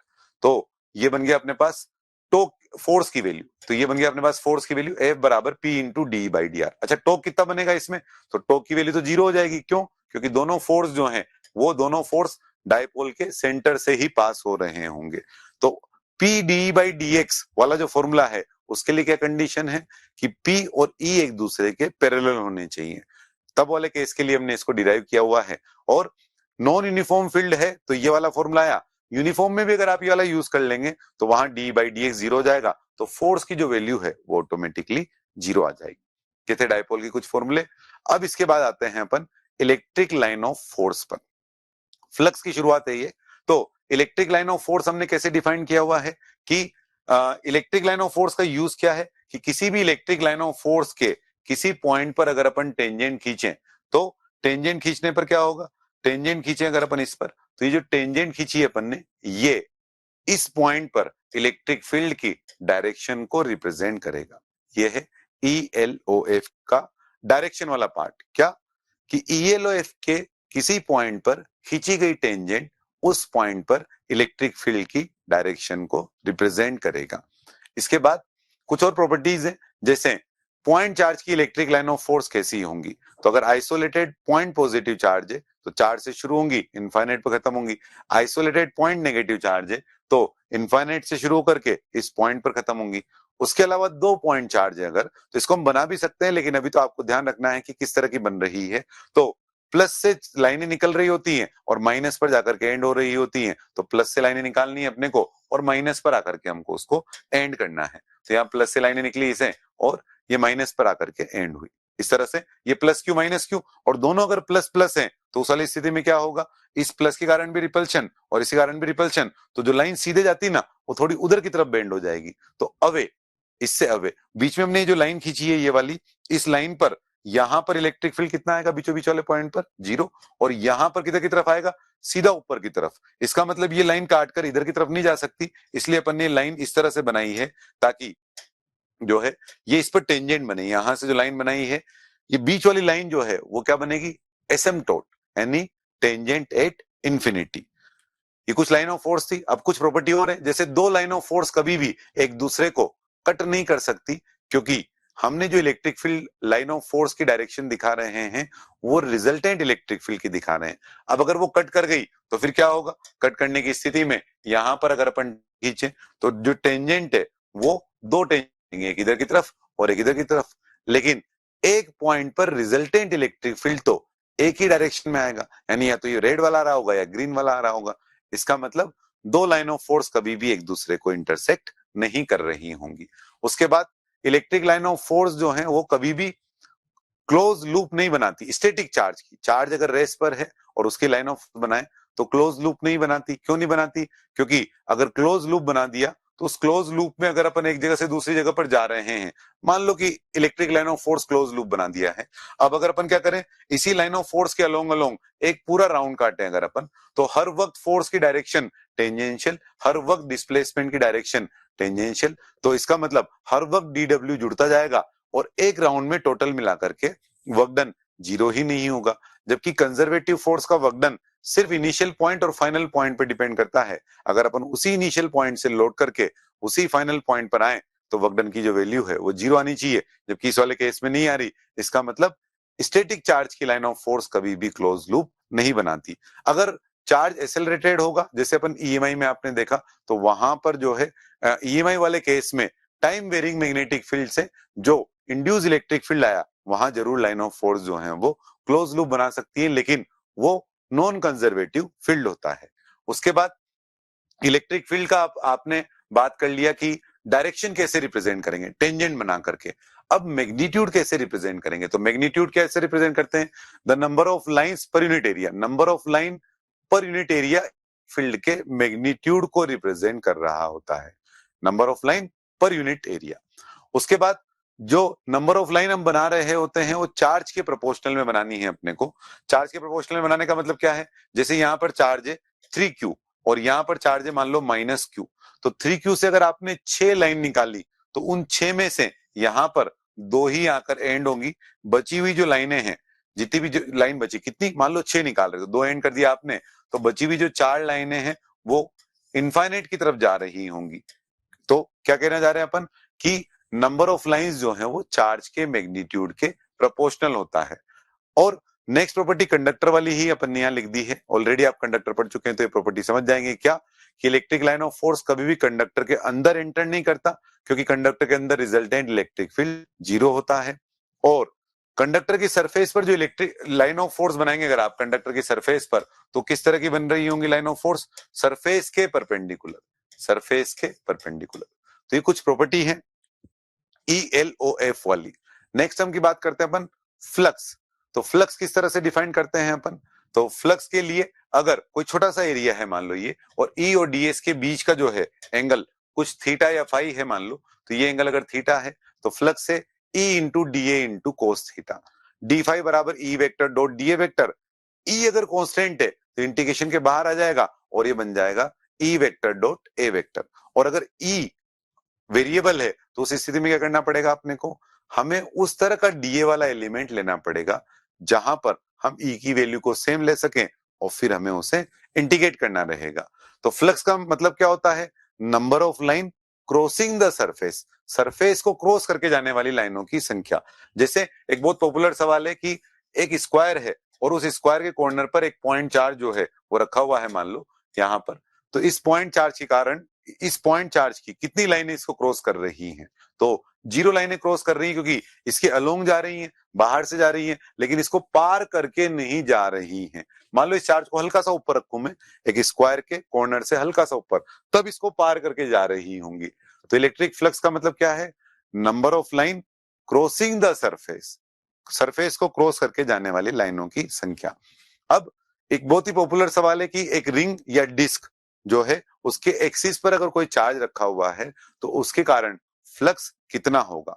अब देखो इस पॉइंट चार्ज के कारण यहाँ का जो इलेक्ट्रिक फील्ड है, किसी डिस्टेंस की बात करें अगर अपन, तो यहाँ का जो इलेक्ट्रिक फील्ड है और यहाँ का जो इलेक्ट्रिक फील्ड है वो अलग अलग आएगा। तो फिर हमें क्या करना पड़ेगा, हमें एलिमेंट लेना पड़ेगा। तो सेंटर से एक्स डिस्टेंस पर जाकर के डीएक्स विड्थ का हमने एक रिंग ले लिया, उस पर हमने ईडीएस कोस थीटा लिखा और इसको इंटीग्रेट किया। तो हमें इसका फाइनल आंसर जरूर ध्यान रखना है कि इस पॉइंट चार्ज के कारण इसमें से जाने वाला फ्लक्स कितना होगा। तो वैसे तो Q/2 epsilon 0 into 1 minus L upon under root L square plus R square लिखा है, लेकिन अपन इसको ऐसे ध्यान रख सकते हैं Q/2 epsilon 0 into 1 minus cos theta, जहां थीटा इस एंड पॉइंट को ज्वाइन करके बनाया गया एंगल है। कोस थीटा कितना बन जाएगा यहां से बच्चों, L upon under root of L square plus R square. तो क्या आंसर याद रखना है, रिंग की एक्सिस पर अगर कोई पॉइंट चार्ज रखा हुआ है तो उस पॉइंट चार्ज के कारण उस रिंग में से जाने वाला फ्लक्स कितना, कितना Q/2 epsilon 0 into 1 minus cos theta. ये वाला फॉर्मूला जो है वो आपको याद रखना है। ये भी सवाल कम से कम 2 या 3 बार पिछले 10 साल में आपको मिल जाएगा। हम वहां इंटीग्रेट करने बैठेंगे तो टाइम लग जाएगा, सीधा ही आंसर याद रखेंगे Q/एप्सिलॉन 0 into 1 minus cos theta. Variable का केवल ये एक ही आंसर हमको याद रखना है फ्लक्स के लिए। अब गाउस के नियम की बात करें तो गाउस का नियम क्या है, क्लोज सरफेस के लिए है, और क्लोज सरफेस के लिए क्या फॉर्मूला, E डॉट ds बराबर समेशन Q इन अपॉन एप्सिलॉन 0। जब सरफेस क्लोज होगी तभी ऐसा हो पाएगा कि सरफेस के बाहर अगर कोई चार्ज है तो उसके कारण जो भी लाइनें बनेंगी वो लाइनें 2 बार काट रही होंगी, लेकिन सरफेस के अंदर अगर कोई चार्ज है तो कोई चार्ज अंदर है अगर किसी स्थिति में जैसे चार्ज Q1, तो उसकी लाइन एक ही बार काट रही होगी। तो इसका मतलब अगर आपको गाउस का नियम यूज करना है तो क्लोज सरफेस के लिए ही यूज कर रहे होंगे।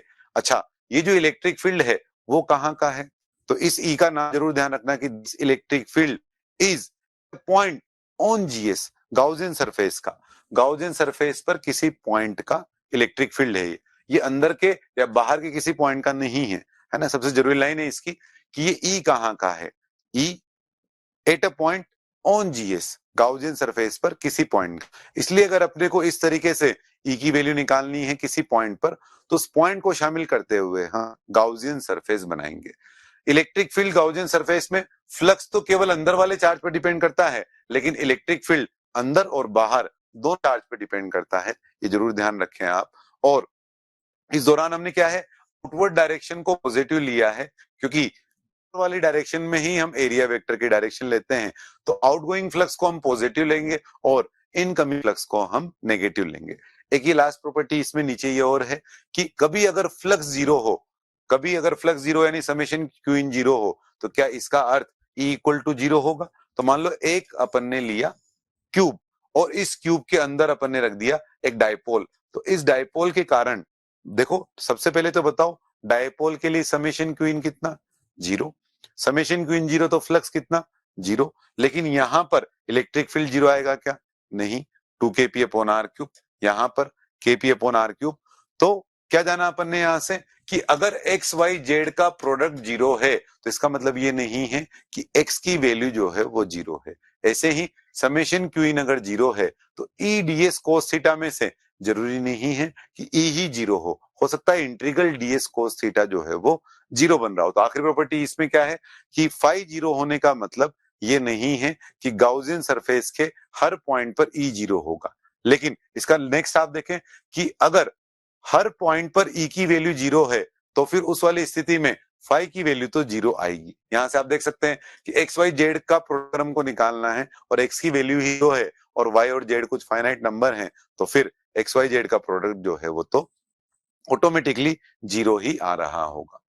इसके बाद एक सवाल देखते हैं कि मान लो एक क्यूब के कॉर्नर पर एक पॉइंट चार्ज रखा हुआ है, पॉइंट स्फेरिकल चार्ज, और इस तरह से रखा हुआ है कि उस पॉइंट स्फेरिकल चार्ज का जो सेंटर है वो इसका कॉर्नर है। तो बताओ कि इनमें अलग अलग सरफेस से फ्लक्स कितना होगा? तो सबसे पहले तो हमें पता लगाना रहेगा कि इसके अंदर जो चार्ज आ रहा है वो कितना आ रहा है। जैसे मान लो थोड़ा बड़ा बनाओ मैं इस चार्ज को, ये पॉइंट चार्ज है क्यू, तो इसका जो पोर्शन इसके अंदर अंदर आ रहा है वो तो केवल इतना हिस्सा है, तो वो कितना हिस्सा बनेगा? तो उसके लिए अपन क्या करें, उसके लिए अपन ऐसे 8 क्यूब ले लें, 4 क्यूब ये, 4 क्यूब ये वाला चार्ज उन 8 क्यूब का कॉर्नर बन जाएगा। तो के हिस्से में कितना आएगा? Q by 8। तो यानी जो फ्लक्स हो गया टोटल वो तो हो गया क्यू बाई 8 एप्सिलॉन जीरो। मान लो हर सरफेस से भी निकालना अगर आपको, तो बताओ इस वाली सरफेस में से कितना हो जाएगा? जीरो, क्योंकि अभी थोड़ी देर पहले अपन ने देखा था कि स्क्वायर के कॉर्नर पर अगर चार्ज रखा हुआ हो तो उसके कारण जीरो बनना है। तो ये वाली सरफेस, एक ये वाली सरफेस और एक इसके पीछे वाली जो सरफेस है ये वाली, उन तीन के कारण जीरो हो गया। और जो बची हुई तीन सरफेस है, जैसे ये वाली सरफेस, उसके अलावा बाकी बची हुई दो सरफेस, उन तीनों में से बराबर जाएगा, क्योंकि क्यूब सिमेट्रिकल पार्ट है तो बराबर जाएगा, तो बची हुई तीनों सरफेस का इसका वन थर्ड हो जाएगा, यानी क्यू बाई 24 एप्सिलॉन जीरो, तीन में से और तीन में से जीरो जीरो जीरो। इसके बाद फॉर्मूले तीन और देख रहे हैं अपन अगर यहाँ पर, तो एक अगर होलो सिलेंडर की बात करें तो होलो सिलेंडर के कारण फॉर्मूला क्या होगा इलेक्ट्रिक फील्ड का? तो बाहर वाले पॉइंट की बात करें अगर अपन, तो बाहर वाले पॉइंट के लिए आंसर है, आप चाहो तो ऐसे याद रख सकते हो sigma R upon epsilon naught R, और चाहो तो इसको ऐसे लिख सकते हो बाहर वाले पॉइंट के लिए R greater than equal to R वाले पॉइंट के लिए, तो R greater than equal to के लिए क्या बन जाएगा? 2k lambda R. अब ये लेमडा क्या है? ये तो होलो सिलेंडर है, यहाँ तो सिग्मा डिफाइंड है, तो लेमडा की जो वैल्यू है वो कैसे लिखेंगे अपन? लेमडा है 1 मीटर लेंथ का चार्ज, तो इसको लिखा अपन ने कैसे? Sigma into 2 pi R into 1 upon R. तो इससे सोल्व करने पर वो बन जाएगा automatically sigma R by epsilon naught R. Hollow cylinder के बाहर वाले पॉइंट पर क्या answer? 2k lambda by R या sigma R by epsilon naught are.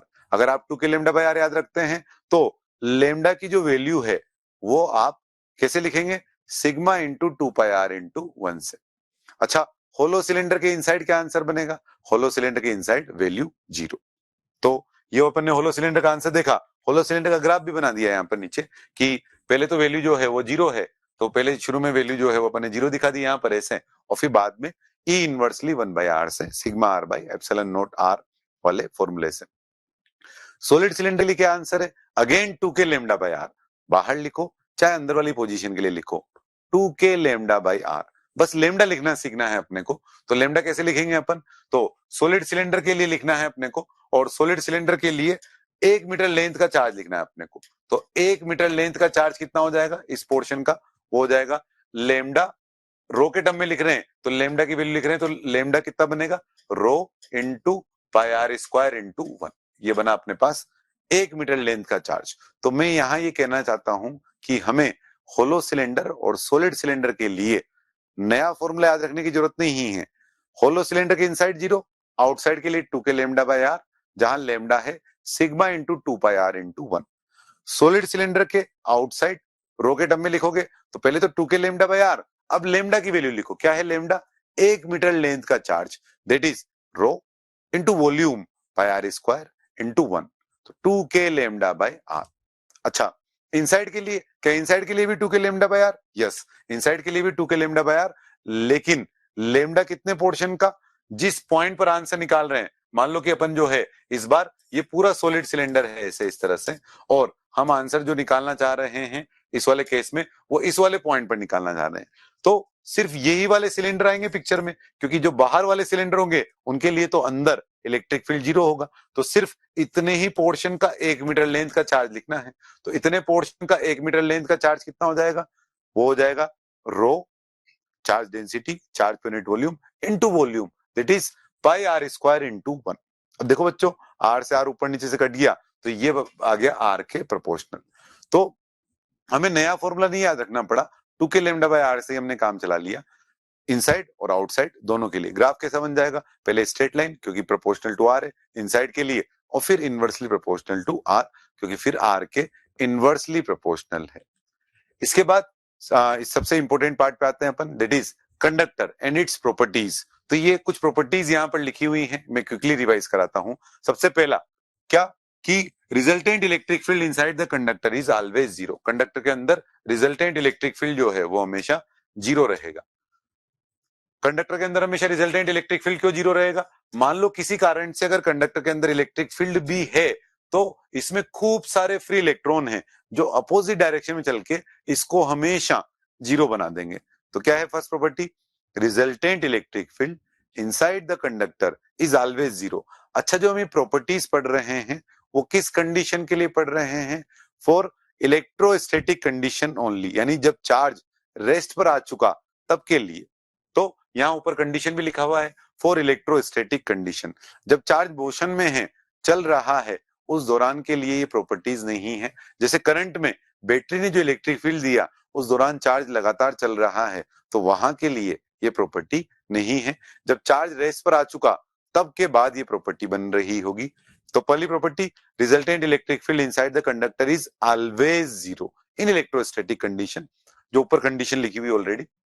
अब इसके बाद conductor is an equipotential body, इसका मतलब क्या है कि कंडक्टर के हर पॉइंट का पोटेंशियल सेम। क्यों हर पॉइंट का पोटेंशियल सेम, क्योंकि resultant electric field inside the conductor is 0। तो अब अंदर अगर आप ए पॉइंट से बी पॉइंट पर जाएंगे तो कोई एडिशनल वर्क डन ही आपको नहीं करना पड़ेगा, तो इन दोनों पॉइंट का जो पोटेंशियल है वो क्या रहेगा, सेम। इसका फायदा कैसे उठाएंगे अपन दूसरी वाली प्रॉपर्टी का, कि कभी ऐसा हो कि हम ए पॉइंट का पोटेंशियल नहीं निकाल पाए लेकिन बी का निकाल पा रहे हो तो बी का निकाल लेंगे। इससे बेस्ड एक सवाल अगर आप देखें आगे, कि जैसे ये कंडक्टर है और इस कंडक्टर के बाहर एक्सिस पर कुछ डिस्टेंस पर यहाँ पर ये एक चार्ज क्यू रखा हुआ है, और ये जो चार्ज क्यू रखा हुआ है उसकी कुछ डिस्टेंसेस वगैरह दे रखी है अपने को। जैसे पी पॉइंट पर हमको पोटेंशियल लिखना है और पी से क्यू की डिस्टेंस जो है वो हमको एक्स दे रखी है। अब क्या हम डायरेक्टली पी पॉइंट का पोटेंशियल लिख पाएंगे, तो ये कंडक्टर है, कंडक्टर होने से क्या है, पास में अगर कोई चार्ज है तो एक इंड्यूस चार्ज भी आएगा, तो इंड्यूस चार्ज भी आएगा तो इस चार्ज के कारण, क्यू के कारण क्या होगा, यहाँ पर minus minus minus charge induce होगा और इधर की तरफ प्लस प्लस चार्ज इंड्यूस होगा।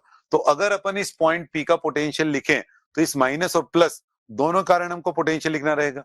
अब दोनों कारण पी का पोटेंशियल हम लिख नहीं पाएंगे, नॉन यूनिफॉर्मली चार्ज डिस्ट्रीब्यूटेड है यहाँ पर, जिसका हमको फंक्शन भी नहीं पता। लेकिन हम क्या कर सकते हैं, सेंटर का पोटेंशियल लिख दें। सेंटर का पोटेंशियल कैसे लिख पाएंगे, जो भी इंड्यूस चार्ज आया है वो आया तो सरफेस पर ही है, तो इस माइनस और प्लस का मिलाकर टोटल समेशन कितना है बताओ, वो है 0। क्यों, क्योंकि जितना माइनस आया उतना ही तो यहाँ प्लस आया होगा। तो सेंटर से डिस्टेंस जो है वो बराबर, तो अगर आप डीवी लिखें यहाँ पर तो डीवी बराबर क्या बनेगा, सिर्फ इंड्यूस चार्ज का वो बनेगा के D Q upon capital are. सिर्फ इंड्यूस का देखें अगर अपन, तो ये जो आर है क्या वो इंटीग्रेशन के बाहर आ जाएगा, यस। अब वो इंटीग्रेशन के बाहर आ गया तो यहाँ बचा के बाहर आ गया, सारे डीक्यू का समेशन मिलाकर के क्यू इंड्यूस का टोटल मिलाकर के जो समेशन है वो कितना हो गया, वो 0 हो गया। तो हम क्या कर रहे हैं, इस सवाल में हमें पूछा पी का पोटेंशियल, लेकिन हम लिख नहीं पा रहे हैं इंड्यूस चार्ज के कारण। हमने कहा तो हम लिखेंगे कौन से पॉइंट का पोटेंशियल, सेंटर का पोटेंशियल के कारण जो कितना हो गया 0। तो अब सिर्फ किसी कारण लिखना रह गया, इस वाले क्यू के कारण। इस वाले क्यू के लिए कितना पोटेंशियल बनाइए, के क्यू बाई एल। कहां का पोटेंशियल निकाला अपन ने, ये सेंटर का। अब हमें निकालना है पी का, तो जो सेंटर का पोटेंशियल वही पी का पोटेंशियल। क्यों, conductor is an equipotential body, इस कारण से पी का पोटेंशियल भी जो है कितना बन गया, वही के क्यू बाई एल के बराबर। तो के क्यू बाई एल के करस्पॉन्डिंग जो इसमें आंसर है वो कितना हो गया, हो गया सेकंड वाला आंसर। तो ये अपन ने देखी ये वाली प्रॉपर्टी जो सेकंड नंबर पर थी, conductor is an equipotential body. Third property क्या है, charge always reside on the outer surface. तो कंडक्टर को जो भी चार्ज देते हैं कहां पर प्रेजेंट होता है, उसकी सरफेस पर। और अगर मान लो कंडक्टर में केवी बना दी अपन ने, कंडक्टर में केवी बना दी जैसे यहां पर इस तरह से, और अभी अगर अपन इसको कुछ चार्ज दे मान लो, तो जो भी चार्ज हम इसको यहां पर देंगे अब वो कहां पर आएगा, तो इसके लिए अपन यहाँ एक गाउजियन सरफेस बना देंगे। इस गाउजियन सरफेस के अंदर समेशन क्वीन कितना रहेगा, 0। तो अगर हमने यहाँ कोई चार्ज क्यू दिया तो समेशन क्वीन 0 होने के लिए सारा चार्ज क्यू इसकी आउटर सरफेस पर ही आ रहा होगा। मान लो मैं इसी में ना एक चार्ज यहां सेंटर पर रख दूं स्मॉल क्यू, तब क्या होगा, ये जो मैंने गाउजियन सरफेस बनाई ग्रीन से, गाउजियन सरफेस, इसके अंदर समेशन क्वीन अगर 0 होना है तो यहाँ चार्ज आना चाहिए माइनस क्यू, और बाहर चार्ज आएगा कितना, प्लस क्यू। तो इस तरह से अपन इनकी सरफेस पर चार्ज जो है वो पता लगा सकते हैं। इसके बाद इलेक्ट्रिक फील्ड हमेशा कंडक्टर की सरफेस पर परपेंडिकुलर होता है, ये भी अपन ने प्रॉपर्टी में देखा ही था। और एक ये आखिरी फॉर्मूला ये और ध्यान रखना है आपको कि कंडक्टर के एकदम पास वाले पॉइंट पर जो इलेक्ट्रिक फील्ड है उसका फॉर्मूला क्या होगा, उसका फॉर्मूला है सिग्मा बाय एप्सिलॉन 0, जहां सिग्मा का मतलब क्या है, local charge density. Local charge density क्यों, क्योंकि जो सिग्मा है वो आरओसी के इनवर्सली प्रोपोर्शनल होता है रेडियस ऑफ कर्वेचर के। अब अगर ये नॉन यूनिफॉर्म शेप का है तो अलग अलग जगह जो सिग्मा है इसका वो अलग अलग आएगा, और इस कारण से वैल्यू तो सिग्मा बाय एप्सिलॉन 0 है लेकिन सिग्मा की वैल्यू अलग अलग है, तो इसके नियर पॉइंट पर यहाँ पर और यहाँ पर जो इलेक्ट्रिक फील्ड की वैल्यू है वो डिफरेंट आ रही होगी। तो ये है कंडक्टर की कुछ प्रॉपर्टीज। उसके बाद ये और प्रॉपर्टी है नेक्स्ट क्या, कि अगर अपन एक कंडक्टर को ग्राउंड कर दें, ग्राउंड करने का मतलब क्या है, अर्थ से जोड़ दें। तो अर्थ के बारे में आप जानते हो कि अर्थ का टोटल नेट चार्ज नेगेटिव पर बहुत स्मॉल होता है और रेडियस बहुत बड़ी है, इस कारण से कैलकुलेशन पर्पस के लिए हम अर्थ का जो पोटेंशियल है वो 0 ले सकते हैं। जैसे अगर आप अर्थ की बात करें अगर अपन, तो अर्थ का जो क्यू है वो बहुत ही छोटा लेकिन आर जो है वो बहुत ही बड़ा, तो जो अर्थ का पोटेंशियल है उसे कैलकुलेशन के लिए अपन ने 0 ले लिया, लगभग 0। तो अब किसी और कंडक्टर को जब आप अर्थ से जोड़ेंगे तो दोनों में चार्ज का डिस्ट्रीब्यूशन होगा जब तक दोनों का पोटेंशियल सेम ना हो जाए। अब अर्थ को इसका कुछ चार्ज आ भी गया छोटे से स्फीयर का, तो अर्थ को कुछ खास फर्क पड़ेगा नहीं, समुद्र में गिलास पानी डाल दिया तो समुद्र को कुछ फर्क पड़ेगा नहीं, तो इस क्यू में कुछ खास फर्क नहीं पड़ा। पर आर बड़ा है तो अभी भी पोटेंशियल उसका 0 रहा, और चूंकि दोनों का पोटेंशियल सेम होना था इस कारण से उस कंडक्टर का पोटेंशियल भी 0 हो गया। तो क्या प्रॉपर्टी पढ़ी अपन ने, when a conductor is grounded its potential become 0। उसके ठीक नीचे को प्रॉपर्टी है, when an isolated conductor is grounded then its charge become 0।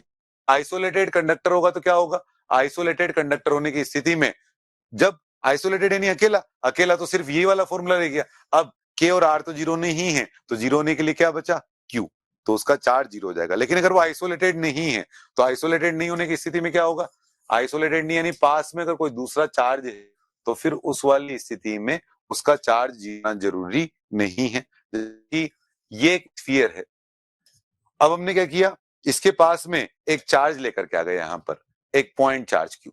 अब ये है एक न्यूट्रल कंडक्टिंग स्फीयर, न्यूट्रल है और कंडक्टिंग है। अब हम जब इसके पास में एक चार्ज लेकर के आए तो इसके इंडक्शन से या minus minus plus plus charge आ जाएगा, लेकिन रहेगा तो ये अभी भी न्यूट्रल ही। फिर हमने क्या किया, फिर हमने इसको अर्थ कर दिया, ग्राउंड कर दिया। अब अगर अपन ने इसको ग्राउंड कर दिया तब इसका पोटेंशियल कितना होना, 0। अब बताओ इस पर क्या कोई नेट चार्ज होगा Q1, और अगर होगा तो उसका साइन क्या होगा। तो पहले तो हम साइन बता सकते हैं, कैसे, सबसे पहले तो हम इसी कौन से पॉइंट का पोटेंशियल निकालेंगे, सेंटर का। क्यों, क्योंकि इंड्यूस चार्ज के कारण जो हम लिख पाएंगे वो सेंटर का ही लिख पाएंगे। तो देखो बच्चों कि इस स्फीयर का टोटल पोटेंशियल कितना, 0। अब कहां का लिखा अपन इस स्फीयर के, सेंटर का। तो सेंटर का टोटल पोटेंशियल अगर हमें 0 लिखना है तो इस Q से ये डिस्टेंस अगर r है तो इस q के कारण पोटेंशियल कितना आएगा, KQ/r। साइन कैसा आया, पॉजिटिव। अब टोटल होना है अगर जीरो तो इस Q1 के कारण आना चाहिए नेगेटिव, तभी तो टोटल जीरो बनेगा। तो यहां से वैल्यू लिख दी अपन ने KQ/r, तो उस Q के कारण, और मान लो इसकी खुद की रेडियस जो है वो कैपिटल R है, तो KQ1/R इस स्फीयर खुद के कारण। इंड्यूसर कितना बना, जीरो, क्योंकि हमने जान करके सेंटर का लिखा है और इसको जीरो के बराबर कर दिया, तो इससे हमें Q1 की वैल्यू पता लग गई और साइन भी पता लग गया कि माइनस में आया चार्ज। अच्छा, ये चार्ज आया कहां से, ये हमने अर्थ से जोड़ा इसलिए अर्थ से आया। तो देखो आप कि इस पर चार्ज जो है वो जीरो नहीं आया है, ये ग्राउंडेड है लेकिन आइसोलेटेड नहीं है, इसका पड़ोसी है, इस पड़ोसी के कारण इस पर चार्ज आया नेट। कैसा आया, वो अगर खुद पॉजिटिव है तो इस पर नेगेटिव आया, वो नेगेटिव होता तो इस पर पॉजिटिव आता, तभी तो दो जनों का मिलकर एक का पोटेंशियल पॉजिटिव तो दूसरे का नेगेटिव, तब जाकर टोटल मिला करके जीरो बनता। तो आइसोलेटेड है तब चार्ज जीरो है, अगर आइसोलेटेड नहीं है when a conductor is grounded, सिर्फ इतना लिखा हुआ है तो इसका अर्थ ये है कि उसका सिर्फ हम ये लिखेंगे कि पोटेंशियल जीरो है, चार्ज जीरो नहीं है। इसके बाद जब दो कंडक्टर को कनेक्ट करते हैं तो दोनों में चार्ज का डिस्ट्रीब्यूशन तब तक होता है जब तक दोनों का पोटेंशियल सेम ना हो जाए। और मान लो दो स्फीयर एक दूसरे से बहुत दूर हैं, उनको कनेक्ट कर दिया अपन ने, तो उनका जो चार्ज है वो रेडियस के रेशियो में बढ़ जाएगा। यानी मान लो कि जैसे दो स्फीयर है अपने पास और इन दो स्फीयर को अपन ने बहुत दूर रखा, बहुत दूर क्यों रखा एक दूसरे से, ताकि इंडक्शन के कारण चार्ज नॉन यूनिफॉर्मली डिस्ट्रीब्यूटेड ना हो। तो एक दूसरे से बहुत दूर रखा तो इसकी रेडियस अगर R1 है और इसकी रेडियस R2 है तो पहले जो भी चार्ज रहा हो, लेकिन बाद में जो चार्ज है वो इसकी रेडियस के रेशियो में डिस्ट्रीब्यूट हो जाएगा। Next, electrostatic pressure. Electrostatic pressure वाला जो फॉर्मूला है वो अपने कोर्स में तो नहीं है, लेकिन अगेन इसका एक बार सवाल आया हुआ है इसलिए हमें ध्यान रखना रहेगा। इसका फॉर्मूला क्या है, electrostatic pressure sigma square by 2 epsilon 0। इसको अपन कैसे लिख सकते हैं, dF/ds, dF/ds equal to sigma square by 2 epsilon 0। वो सवाल की बात करें अगर अपन कि कौन सा सवाल आया हुआ था इसमें, तो क्या था कि एक होलो स्फीयर था, होलो स्फीयर कंडक्टिंग दे दिया, और उस होलो स्फीयर में अपन ने क्या किया कि ये है होलो स्फीयर और इस पर कुछ चार्ज डेंसिटी दे दी जैसे सिग्मा और रेडियस है इसकी R। अब हमसे पूछा कि एक हाफ ने दूसरे हाफ पर कितना फोर्स लगाया, तो एक हाफ ने दूसरे हाफ पर कितना फोर्स लगाया, तो अगर अपने को इलेक्ट्रोस्टैटिक प्रेशर का फॉर्मूला पता है तो इससे अपन आसानी से आंसर निकाल सकते हैं। सबसे पहले तो जो फोर्स लग रहा होगा वो किस तरह से लग रहा होगा, कंडक्टर है तो सारा फोर्स जो है वो रेडियली आउटवर्ड लग रहा होगा। तो ये जो डीएफ बना है, इन सभी डीएफ का वेक्टर एडिशन करें तो क्या बन जाएगा, डीएफ वेक्टर बराबर सिग्मा स्क्वायर बाय 2 एप्सिलॉन 0 और इनटू डीएस वेक्टर। टोटल निकाले तो इंटीग्रेशन करें। अब हमें इतने पोर्शन का डीएस वेक्टर लिखना है। अगर ये डीएस स्केलर होता तो इसको लिखते अपन 2 पाई r स्क्वायर, पर डीएस वेक्टर यानी डायरेक्शन के साथ, तो आधे पार्ट तो इसके कैंसिल हो जाएंगे और आधे पार्ट जुड़ेंगे, इसलिए कितना बनेगा, पाई r स्क्वायर। तो बन गया sigma square by 2 epsilon 0 into pi r square. तो उन्होंने पूछा था कि जो फोर्स आया है वो आर स्क्वायर के प्रोपोर्शनल है या आर के इनवर्सली प्रोपोर्शनल है, तो सिग्मा गिवन था इसलिए एफ आर स्क्वायर के प्रोपोर्शनल आया।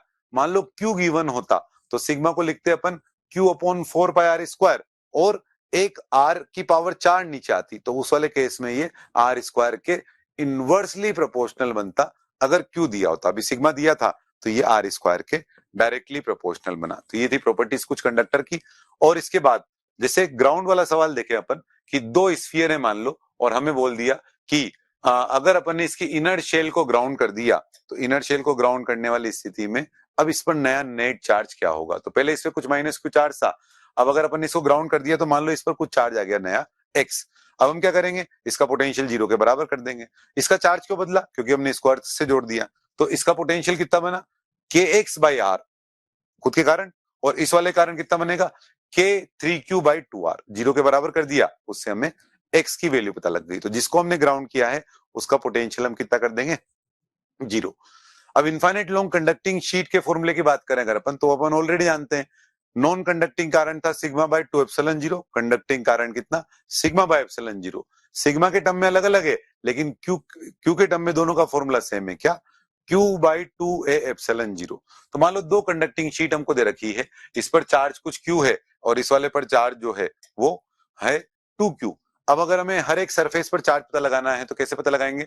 मान लो ये चार्ज है x, तो इधर कितना बनेगा?